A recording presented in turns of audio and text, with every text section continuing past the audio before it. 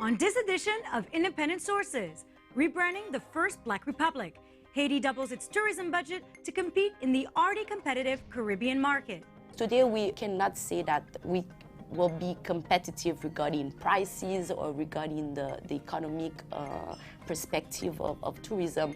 But yes, we can say we're competitive regarding the product and the experience you can have while you're in Haiti. And Heroes for the Ages, the effort to have more publishers print books featuring characters of color. I think creating more books that we call it sort of like more neutral diversity, where you have these diverse characters, but it's not about race or it's not about historical things, is important, and that's what people are constantly asking for more of, and that's where there's really the push, and publishing companies, I think in general, still have a lot of catching up to do in that area. Those stories and more coming up on Independent Sources.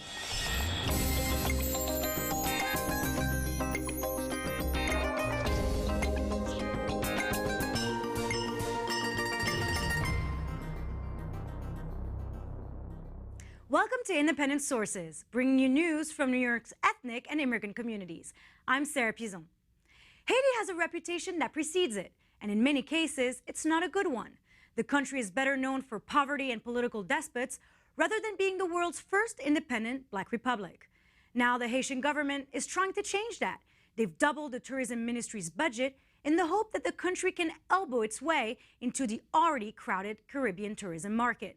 Garry Pierre-Pierre spoke to Haiti's tourism minister, Stéphanie Villedrouin, about how the government plans to rebrand Haiti as a place of history and storybook magic. What is the biggest challenge you find in your job to promote tourism in Haiti? But as you know, Haiti, in 2010, when we had, of course, the earthquake, then after in 2011, the president, Martelly, was elected, and it was quite a challenge to rebuild the country. And the most challenge was also at the same time to change the perspective and image of the country. So it was quite an effort, not only from the Ministry of Tourism, but all the government as a whole. Not only to change, but to start working the next day. And that's what we did. And that's why today, 3 years after, we have such big achievements, not only in the infrastructure side, but Haiti was recognized last year as a tourism destination by the Economic Forum. And beginning this year, in January, we had budget travel that listed Haiti a go destination, a to-go destination. So all these achievements, I might say, it's really a work that the whole government, of course, with the president and the prime minister, set a goal to reposition the Pearl of the Antilles, which was Haiti in the 1980s. And for multiple reasons that we all know today, we lost that position. And it's all the effort that a government, a country, a population is doing today to say Haiti is a safe country, Haiti is a beautiful country, come and visit Haiti. So there's a lot of things that we put into place. First of all was to rebuild some tourist sites. And such as Jacmel, Port Salut, the National Historical Park, where we have the Citadel and Palais Sans Souci, and Haiti. That's in the northern part of Haiti. And the northern part of Haiti, and Côte des Arcadiens, which is an hour only from the international airport of Port-au-Prince. And it's interesting to see how we are repositioning the country, combining the cultural part, the historical part, and of course all the natural sites. So we've been really investing in these sites in order to welcome better the visitors when they come. And we start last year a very aggressive campaign, going to all the tourism trade fairs and having some information, meeting also with travel agencies, tour operators, and that's how we started 2 years ago with Canada, with the tour operator Air Transat, that brings monthly a group of visitors to Haiti. And now the big achievement, we need definitely to have some tour operators for the US market, since we know 60% of the visitors, their arrivals in the Caribbean are from the United States. Okay. You mentioned infrastructure and development. Can you talk to us more about Ehrlich and the southern coast of Haiti? We started master planning the south coastline of Haiti, where you have the Caribbean Sea, and from that south coastline you have an island which is La Vache, which is a 45 square kilometer beautiful island, virgin today, and where two small hotels are already built. It was listed, I think, the 40th best beach destination by CNN, and it has a full potential to become a high-end destination. And that's how 19 months ago we started with the master planning, and a couple of months ago, like 8 months ago, we started actually bringing the social infrastructure for the population. We're talking about a population of 15,000 inhabitants, and of course that are living in very poor conditions, and to bring the basic social infrastructure to them, to put some very important infrastructure to attract investors, and we are actually in that process today. And with the objective in 2015 to have this new upcoming high-end destination. What kind of response you've gotten so far? You travel in Europe, and here now you're in New York talking about Haiti tourism. What kind of reception you've gotten from professional tour operators? Very positive, I might say. At the same time, first of all, a lot of visitors from the tourism, from the trade fairs, when they see us, they're like, I remember Haiti in the 1980s. My father used to go. There's someone or some related person that went to Haiti when we had these golden years, I might say. As you know, Haiti was one pioneer of tourism in the Caribbean. Then after, in the tour operator's side, very, very receptive, very positive. We had a meeting last February in Philadelphia with Apple Vacation, and they came to Haiti, they came to visit, and they will have maybe good news to come in the upcoming months, but they are very receptive and they understand, and that's my pitch, that Haiti is the only country in the Caribbean left, and all the countries in the surrounding they are very progressive in tourism. So being in the middle of Dominican Republic, Cuba, Jamaica, and Puerto Rico, and the Bahamas in the north part, it's natural and normal that Haiti is recognized as a tourism destination. And when adding that, you have a full government that is backing up the sector. When you have a president that is saying that Haiti is a beautiful country and a safe country to come, and give you the certitude that when you'll be there, you'll have a great experience. I think all these are great values, and to convince and engage these tour operators and travel agencies. What message do you have for let's say, for my son who's never been to Haiti, who really has lived all his life hearing me talk about Haiti, and he has his own views of Haiti? What do you say to him? Talk to him. It's really the opportunity today to return home, to your homeland, and you will discover a lot of new things, especially your history. And I always tell them, when they go to Haiti, they have to go to Mipana, which is the National Museum. And from there, you will understand where you come from. And then you can go visit the iron market. You can go to Boutillier, or you can take a car and go to Jacmel. So we definitely put in the infrastructure in place. We're definitely giving out the information so he can come and have a safe and very joyful trip in Haiti. And I understand as well, there's this generation, they don't have some ties in the country anymore, and they need a package. They need to know that there's a car that will come and pick them up, that they'll have some tours, and this is what we're working right now with some travel agencies, as Expedia, as Apple Vacation, or other travel agencies that we started talking with them to put together a package, as we did in Canada. And we have a lot of Haitian descendants from Canada that are coming to the country, and the rates of satisfaction are very, very high. So the product, it's a very interesting and different one. And I think by combining, and that's what we've been doing so far, by combining Port-au-Prince with Côte d'Azur Cannes. So you spend 2 days in Port-au-Prince, and you live the life by night, and you go to Ram, you go to different restaurants, and then going to Côte d'Azur Cannes, spending 3 or 4 days at the beach. And we just added Cape Haitian.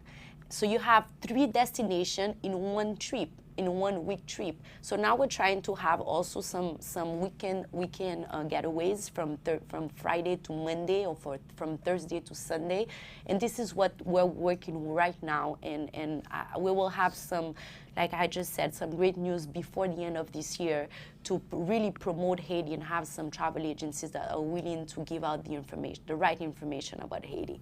Okay. You mentioned, and it's clear that you're in a very competitive situation. The geography, you mentioned it yourself, Cuba, Jamaica, Puerto Rico, and on and on. How competitive are you now, and what is your vision before the end of this administration?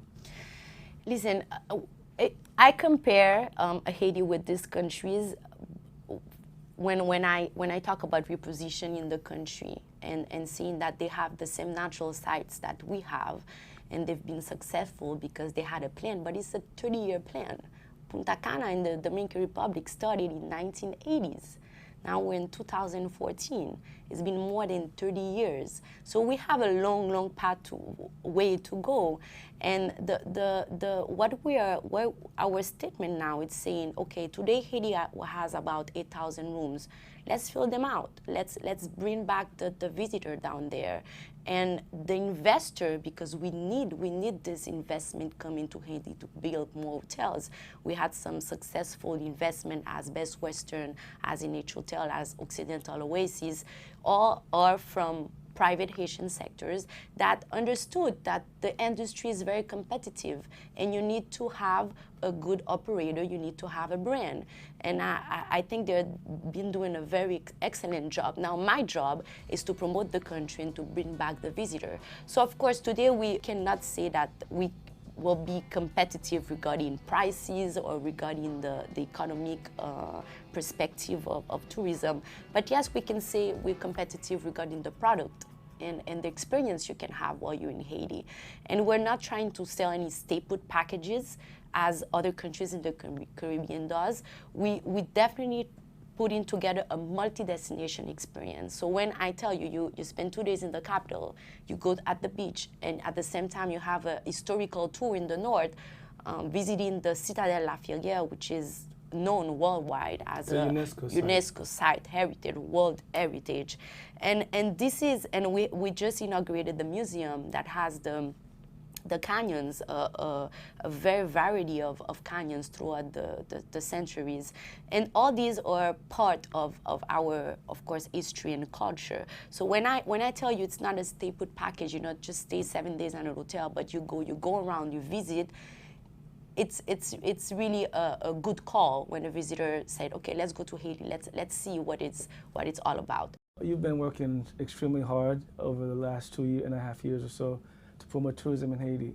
What happens after you're gone? Are the efforts going to continue, or will it be all for naught? I think definitely the effort, I'm sure, I'm positive that the efforts will continue, because what this administration did is that we gave a wake-up call to everybody to say, listen, this is where we were, this is what we did in 3 years, and now in 5 years when our mandate will finish.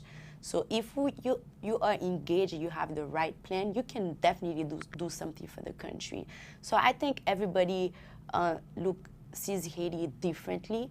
And what I did in specifically my sector, we put together a tourism council board where we have the private Haitian tourist sector and the public sector, and we have monthly meetings, and we set a plan together, and we're working throughout this plan. And when the private sector of Haiti said, listen, when you will be going, minister, what's going to happen? I said, you have to take the lead. You, Haitian, you have to continue with this, with the legacy that we started. And I really think that the call is right there. It's out there, and people are picking it up, and I'm sure it will continue. All right. Well, thank you. Congratulations. Good luck. Thank you very much. Still to come on the show, the misadventures of characters of color in books for young people. Before that, Abby Ashola has some other news. Thanks, Sarah. Here's a look at some headlines from the ethnic and community media. The city is planning to take extra measures to protect bodies of water from overflowing from natural disasters. The Brooklyn paper reports that the city is currently accepting bids from designers who would potentially create flood protection structures or seawalls at the mouths of Newtown Creek and the Gowanus Canal. Members of the Sandy recovery team say the devastating 2012 hurricane exposed the city's vulnerabilities along the ocean and had a significant impact along inland waters in the 5 boroughs. Some Orthodox Jewish schools may not participate in Mayor Bill de Blasio's universal pre-K program this fall. The Jewish Daily Forward reports that though the mayor said he would design the full-day pre-K program to make it open for yeshivas to participate, Orthodox leaders and activists are concerned about the city's requirements. Activists say the 6-hour and 20-minute school day required by the program would make it impossible to include religious instruction. If the religious schools don't opt into the program, the yeshivas could lose a large sum of city funding and support. Hip independent retailers in Williamsburg are being forced to leave the area due to rising rents. This while large retailers such as Apple, Whole Foods, and J.Crew plan to set up shop in the area. TheRealDeal.com reports that within the past year, rents in Williamsburg rose 60% to $150 per square foot or higher. Retailers say they aren't happy with the changes in Williamsburg since they helped to establish the area as a trendy neighborhood. And finally, from Queens Latino, 2 Queens-based organizations are trying to provide residents with more access to smart devices. The Queens Public Library recently acquired 5,000 Google tablets that will be available for people to borrow just as they would a library book. Tom Galante, president and CEO of the library, said their goal is to help erase the digital divide between those who have access to technology and those who don't own a computer or a smartphone. The paper also reports that the organization called Woodside on the Move recently opened a learning center with state-of-the-art technology. The center is stocked with 20 laptops, 10 iPads, and 6 Mac computers. The organization got a $55,000 donation from Time Warner Cable to open the facility. Those were just a few headlines from New York's ethnic and community media. Independent Sources will be back right after this. Thanks for staying tuned. Imagine for a second a bespectacled hero riding a magical broom, teammates cheering and opponents jeering as he chases a golden ball with hummingbird-like wings through a hovering maze. He lands eventually with his prize in hand, and as the dust cloud settles from his mighty landing, it's revealed that our broom-riding hero has hair twisted into ebony locks rather than flaxen wisps. That may be hard for you to envision, since of the 3,200 children's books published last year, less than 100 featured Black characters. Now there's a campaign to publish books that better reflect the country's changing ethnic dynamic. I sat down with Aurora Anaya-Cerda, the founder of the independent bookstore La Casa Azul, and Ehrlich of the independent publisher Leon Loeb Books. We talked about what was being done to get more children of color to imagine themselves as brave broom-riding wizards. So minority children are reading books with characters that don't look like them. Hannah, why is that? I think that there's a huge lack of children's books that are by and about people of color. It's been going on for many years, decades really, and in the last couple of years people have started to notice it more and ask for more diverse children's books. But publishing is a very old institution, and there are a lot of reasons why more diverse children's books aren't published. The staff of publishing houses is not diverse. There's this myth that diverse books don't sell. The books don't necessarily make it to the shelves of Barnes & Noble, so they don't get bought. And all these reasons are why, new diverse books don't necessarily get acquired. Mm-hmm. And what are the consequences of children not identifying with the characters that they read about? What are the consequences? I think it makes children feel invisible. We always talk about books being both mirrors and windows. You should be able to see yourself in books and also learn about other people. And so when kids can't see themselves in books, they feel invisible. And also we see these low literacy rates, especially among children of color, because they don't feel passionate about reading. They don't find people that they can identify with in books. So you talked about there's this myth about, books with ethnic characters not selling. Is the demand there? Is that what is? Let's clarify this myth. Let's talk about it. I mean, I would say the demand is definitely there. I work for a children's book publisher called Lee & Low Books, and we specialize in diverse children's books. And we've been around for 20 years and selling our books for 20 years. So I think just the fact that we exist is proof that the demand is there. We are talking about a country where 37% of the population is people of color, and they read. And so it's not a question of demand. It's more like, where are they accessing books? Can they find the books that they want?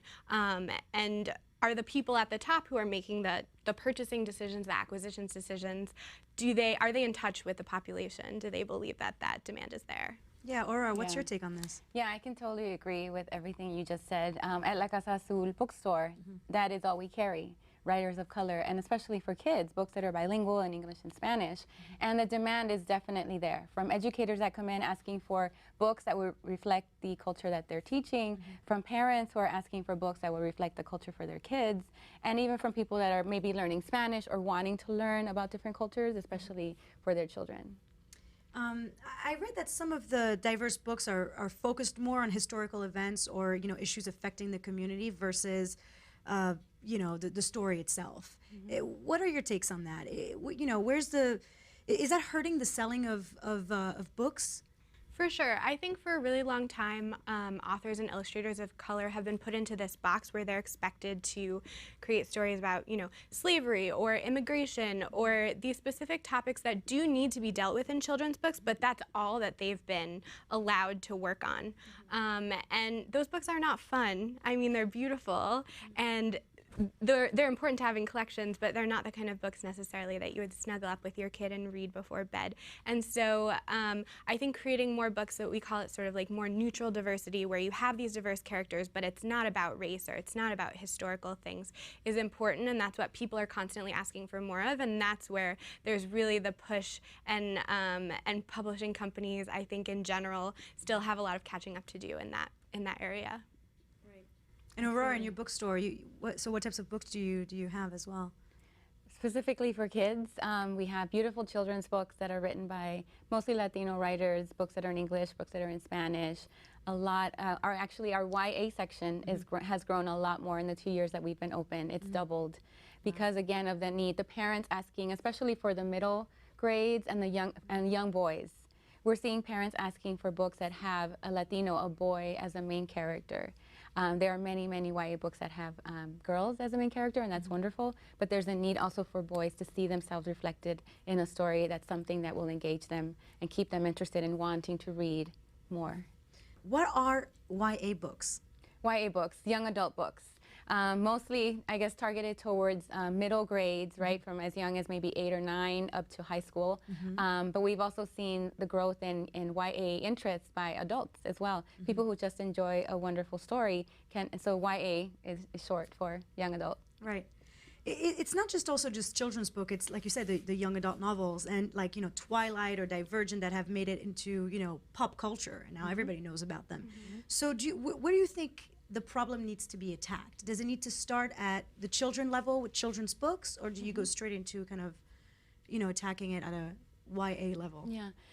Well, I think Hannah brought up a good point earlier, where it's a larger issue where you have the agencies, you have publications, you have editors and agents and writers and even customers. I think the first customers can also request them from bookstores. Coming into our bookstore, customers know what they're going to get. But if you go into a larger chain and you don't necessarily see those stories, you can go and you can demand for them. You can ask, why don't you not have this title, or can you carry this title?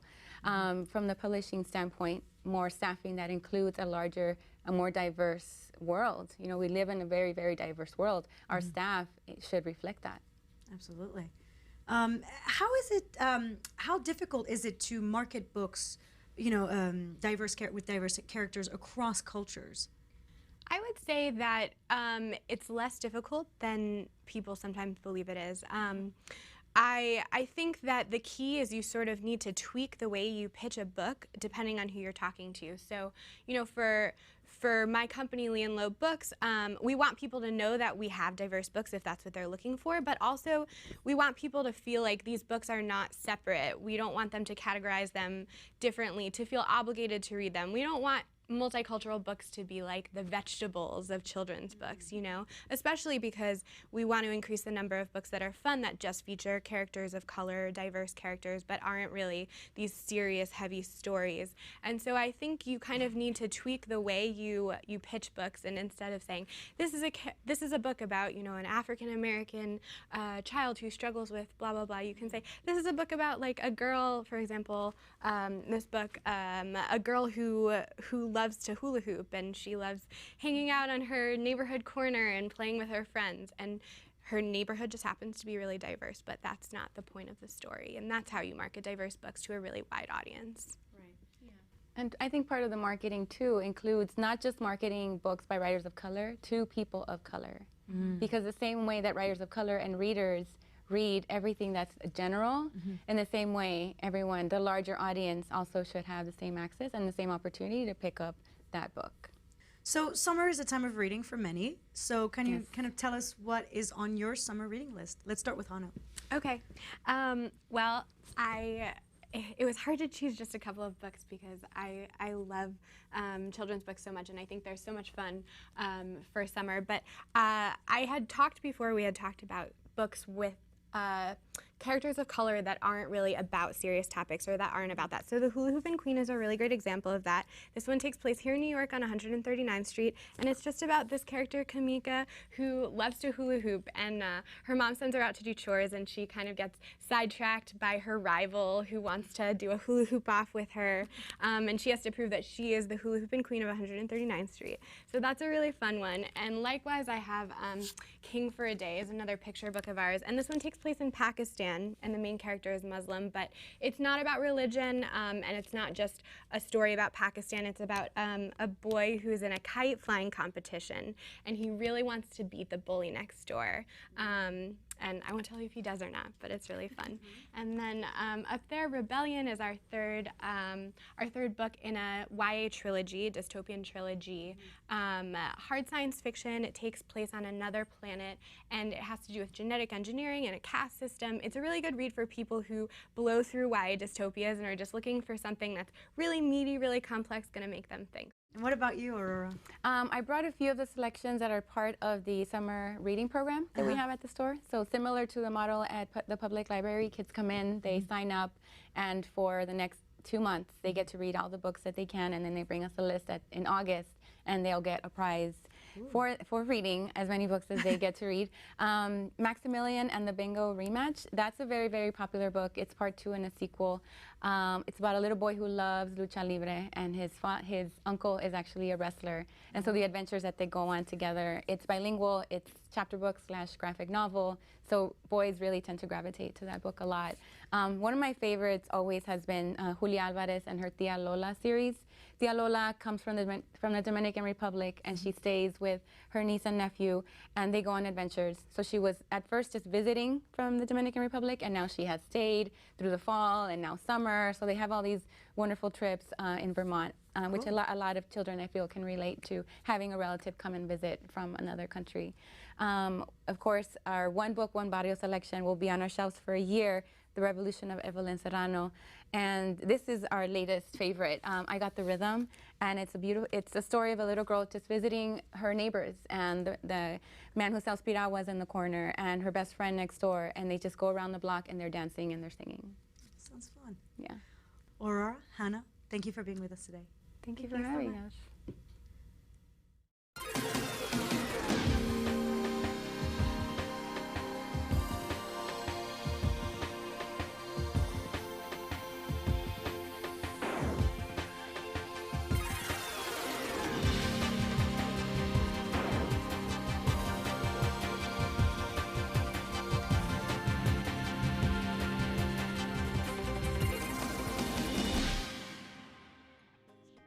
That's our show this week. Thanks for staying tuned. Till next time, be independent-minded.